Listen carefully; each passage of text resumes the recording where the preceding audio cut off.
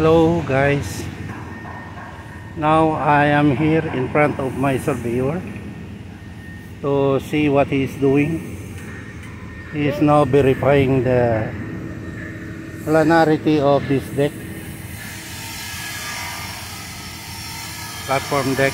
This is what we call heli deck, where the helicopter will land in the middle of the sea.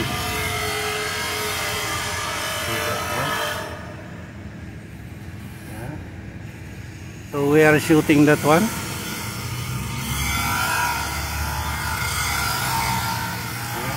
That is the job of our department, to perform inspection of all the facilities without using the meter tape. Instead, we are using the theodolite instrument, the optical instrument. That is what we call total station. This is the box of our total station. This instrument is a little bit costly. The equivalent of this instrument price is equivalent to one Camry, Toyota Camry in the Philippines. See?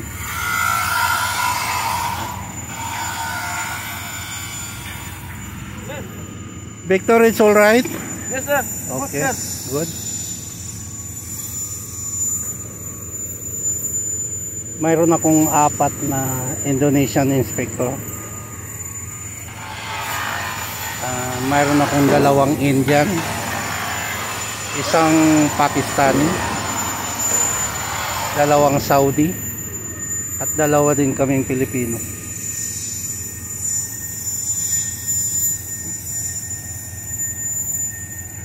Kailangan namin i-verify ang flatness ng facility na ito para walang problema sa paglanding ng helicopter.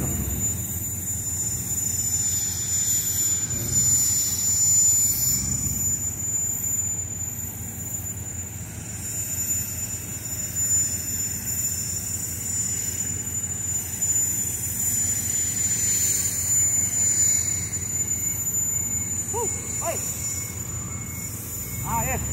Victor, how many times you have done this planarity? Second time or third time? I think they are 5 times, sir. This is 5 times 5 now. times. So still they are going to adjust the levelness. Okay.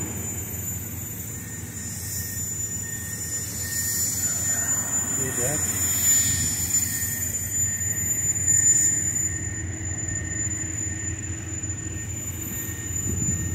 Mababait naman itong aking mga inspector na ito.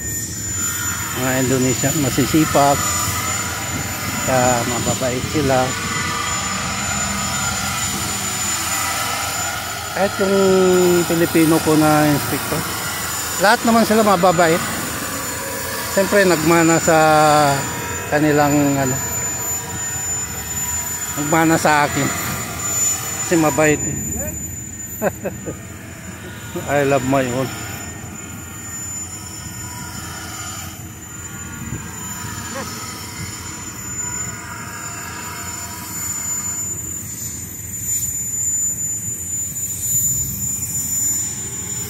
Ayan guys.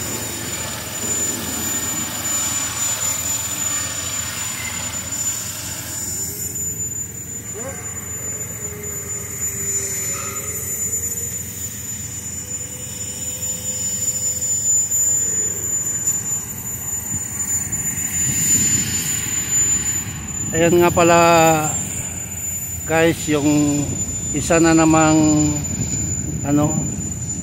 helideck na kakargahin nila ngayon para i-integrate doon sa unahan. Tulad nung kagahapon na doon, wala na yung crane. Kaya okay na sa survey namin, acceptable na. Kaya gano'n. Yan, pagka na-lift na yan, ang tatawagan na naman ng aming department para titingnan kung okay ba yung squareness, yung position ng helideck, para masigurado na hindi tabingi yung helideck.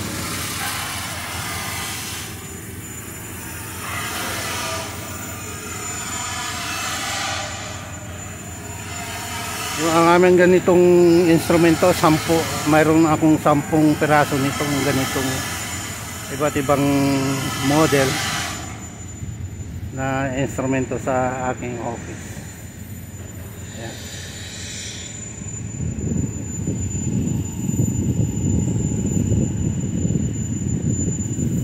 Okay guys, thank you for watching. Bye bye.